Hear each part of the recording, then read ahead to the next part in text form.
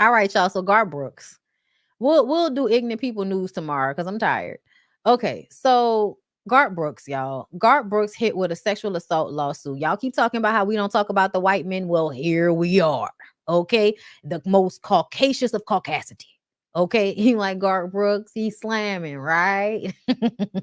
An unnamed woman that previously worked for Brooks as a hairstylist and makeup artist says she was violently arred by the star after being cornered. She says the R was so violent that she believed she would break into two. God damn. The woman said she was originally working with Brooks' wife, Trisha Yearwood, for years before he hired her personally. In her lawsuit, she says back in May of 2019, Garth took her to LA for a Grammy tribute, presumably for work. Things changed when she realized they were the only two traveling on a private plane. Anything private, y'all. Private island, private plane. Be worried. Blink twice. Once they arrived, she noticed there was only one hotel room and he refused to get her a separate one. The woman says Garth then appeared fully nude out of the blue and dragged her to a bed where he assaulted her.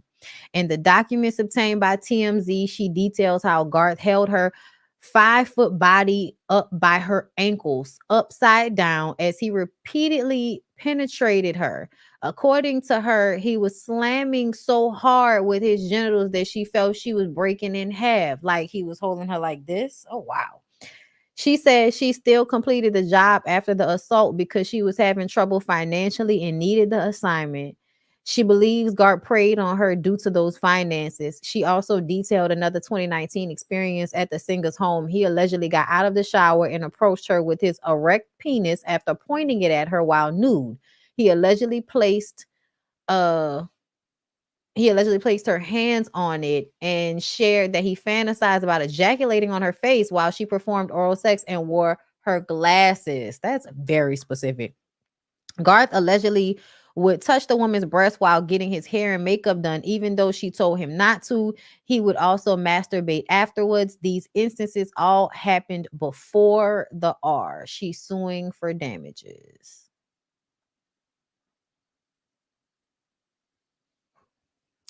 Well, I feel like it's so sad because you would think, right? Because the first thing people are going to say is like, why would you go and continue to work with him once he's already done this? And it's like, because in real life, women get sexually harassed at work all the time. And nobody feels like going through all of that. You want to just get your money, especially if you can just kind of like brush it off, get your money and keep going. Like that's what you want to do. You know what I mean? She should have known what was up with the one room situation. Yeah, she really should have. But I also feel like a lot of that because I don't have money, I'm gonna go along. It's so many times people get pressured into things because they need the work, they need the job, they need, you know what I'm saying? Like they need the relationship. They're trying to keep the relationship cool because they need that asset. You know what I mean? And because I understand what that's like, especially in this business. Like it's all about word of mouth. You know, if you say the wrong thing to Garth Brooks, if you upset Garth Brooks, then he telling other people that you may work with not to work with you anymore. Shit like that. You know, we don't know for sure what happened, but y'all know how I believe victims. Until victims are proved liars, I believe victims because a lot of these men, especially famous, powerful men, do whatever they want to people because they know that their money and their reputations precede them. Their reputations precede them. Let me see. Hasn't he been around a few different deaths also? Has he? Child, I don't know. I ain't really did too much looking into him, but shit, he was on the blogs and listen, I was like, hey, y'all always talking about where the white ones at. Well, here's one. And he a famous one. Let me read some of these super chats. CTS Fang, thank you for the super chat, Bondi. You are just stunning. Fabric color and the way the wrap frames your face so beautiful. The commentary is on point too. Thank you. I appreciate that. Thank you. Lady T, thank you for the super chat. Hey, Bondi, have a beautiful rest of your day. Thanks for helping me make it through this Thursday. My pleasure. Y'all know we don't have a Ooh Ladies first panel tonight because Nisi is going staying out at the Usher concert. The question, thank you so much for the super sticker, boo. Thank you. I am Diva Nicole. She was fighting with the brother for about 2 years. Somehow the brother ended up winning. She accused him of elder abuse. Yeah, you talking about with John Amos. Yeah. That is such a sad story, y'all. Um, if the R was that brutal, how could she continue working for him? I don't know if she continued working for him after that. She said she did the job because she needed the money, but after that, I don't know. But y'all gotta understand, like, I feel like there are a lot of instances of women like trying to act like nothing happened initially. Like when they first get assaulted, it's almost like in order to just kind of like disassociate, you have to just act like nothing happened. And you never know like what happened after to make her like just go ahead and do what she needed to do. Might have been scared. You never know. I'm willing to believe that if he can come out and prove it's a lie, hey, we'll say that it's somebody that, or it's a money grab. That's fine. But mm, I don't know. Something feel true. Something feel true. I don't know, y'all. I could be wrong. Yeah, you question these things, but you never know what you'll do when you're actually in the situation. You know what I'm saying? When you're actually in that moment, you never know like how you will respond or what your body does or what your mind does. You know what I mean? Like you just never know.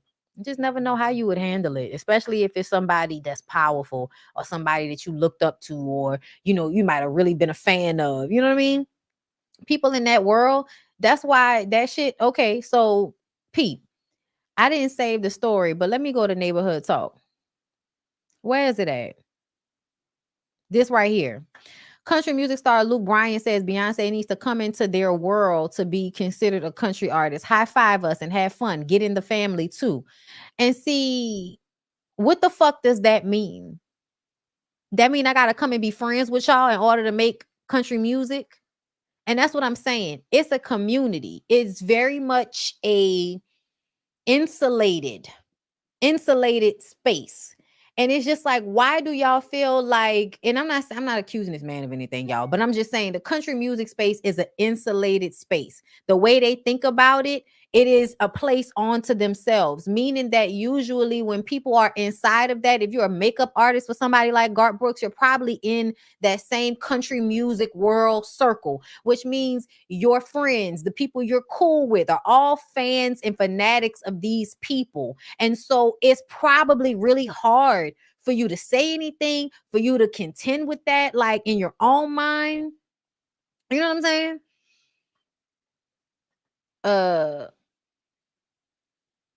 but yeah, the way he's, come, let me read what it says. You know what I'm saying? Because y'all know they played the shit out of Beyonce. Country music star Luke Bryan is adding his 2 cents into the conversation surrounding Beyonce not being nominated for certain country music awards. While on Andy Cohen's podcast, Luke says he loved that Beyonce ventured into the genre, but he feels that in order for her to get the proper recognition, she needs to fully embrace country culture. What the fuck does that mean?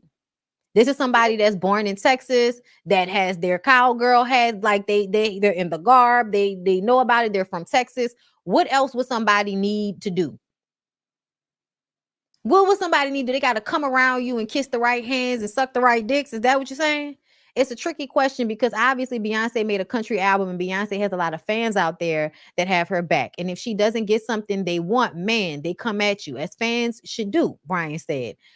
I don't agree with that. That's weird that he even said that. I don't feel like fans should be coming at people simply because Beyonce didn't get awards. Like, calm down. I'm all for everybody coming in and making country albums and all that. He said that doesn't necessarily mean they're automatically get nominated for their work. As sometimes a lot of great music is overlooked just because she made one, just because I make one, I don't get any nominations, he added. That was the same thing that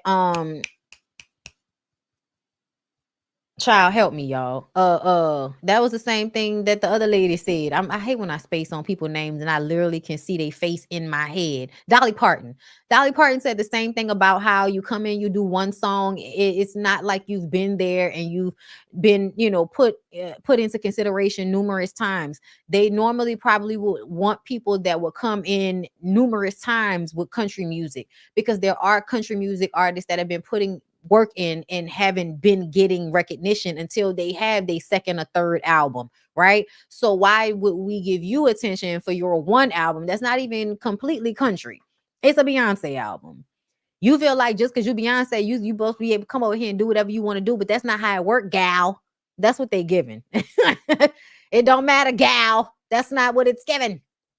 But anyway, he says she's probably the biggest star in music, but come to an award show and high five us and have fun and get in the family too. And I'm not saying she didn't do that, but country music is a lot about family. Country music is a lot about family. Do you hear that? Do you hear that? Country music is a lot about family. Is that right? Is that right? Is that right? Hmm.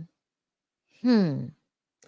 Yeah. And y'all see what I mean? Whenever people like to consider a large group of people family, please understand that just means they want everybody to treat situations as family, meaning what goes on inside our house stays in our house. That's all that means. That's all that means. That's what that translates to me. So when you tell me this woman works in their business, in a country music business, I could totally understand why she would probably continue to work with him just in case, like all of that shit. Because you don't know how to exactly handle that after it first happens.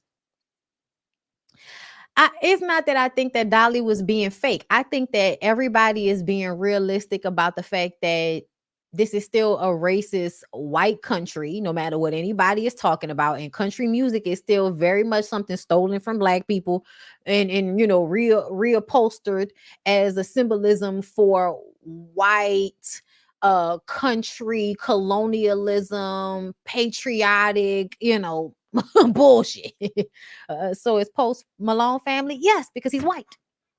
Yes, because he's white. And a lot of that sometimes is like come in and show us that you are willing to sabotage your relationship with black people for us. We don't like outsiders in our house around these parts. Uh-huh. The family fuck my husband if y'all play too much. Not the family fuck my husband. I cannot with y'all. I I don't think that it's about white coming first. I think it's about country music coming first, and it's something that she helped create. So this system of country music, like the way it's considered nowadays, she helped create that. So I'm sure she feels like it's hers in some ways. I'm not gonna just throw my shit to the side. If she didn't get a nomination, she didn't get a nomination. I also feel like y'all are overreacting about her not getting nominations. Like, so what? So what? So what? They didn't recognize her. So what? I was listening to one of my favorite country songs today. I don't care what y'all say. Love Bankrupt by Patti LaBelle is a country song, as far as I'm concerned. Okay. Find love bankrupt on love. You change on me.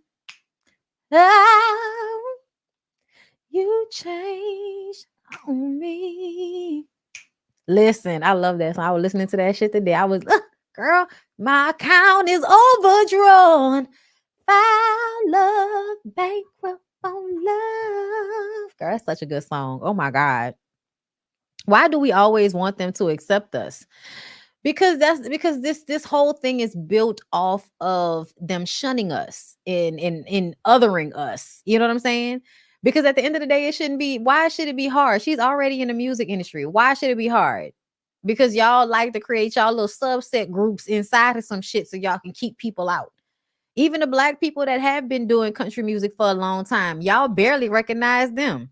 And also, I feel like those black people have to show you in some way, shape, or form they're willing to give up their blackness in some way. A black man that's with a white woman, a very light-skinned black woman doing country, you know what I mean? Like the girl who was working with Beyonce, I forgot her name, who I love her music because she's really cute. Like they have to in some way seem as if they are willing to give up blackness in some way, shape, or form. Not completely, not in a very like outward way, but just in, something. It's got to be something slight. White wife, you know what I mean? More white friends than black friends. You know what I'm saying? It has to be something. Okay. We know that she was born and raised in Texas, which usual Tana Adele, yes.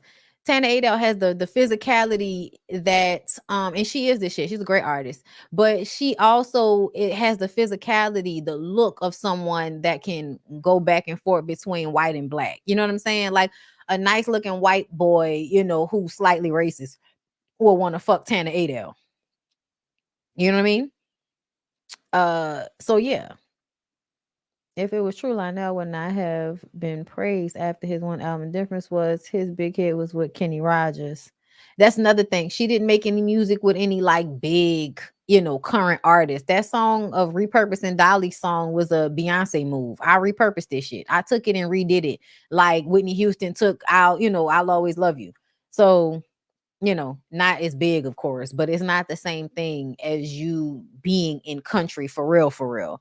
Either way, I feel like Beyonce is Beyonce. Like at this point, you just making art to make art and you put it in and see if it makes something shake. If it doesn't, oh well, you tried, you still made the country album. And if you want to make another one, you could possibly make another one. But if not, oh fucking well. Like who cares? Like I get it, y'all. I get it. But I just wouldn't care that much about getting an award from them people if I was Beyonce. Because it's just kind of like, boy, fuck y'all. I'm Beyonce. What? Okay, like, so what? I made a country album, bitch, because I can do what I want to do because I'm Beyonce. Okay? The fuck?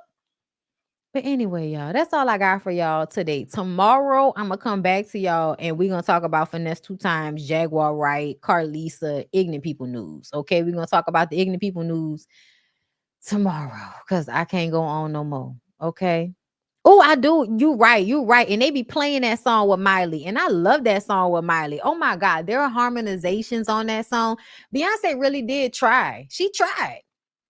They don't like her enough, girl. I also feel like Miley is not like Miley was over here for a little while. She went back over there, but she was over here for a little while. She might be able to do her shit on her own, but I don't think she got enough weight with them white people for her to be able to give like Kenny Rogers. Like it's not the same thing. Okay, it's not the same thing. But anyway, y'all, I love y'all. I hope y'all enjoyed the show today. I'll definitely come back tomorrow. I think my energy level will be better tomorrow because it's better today. So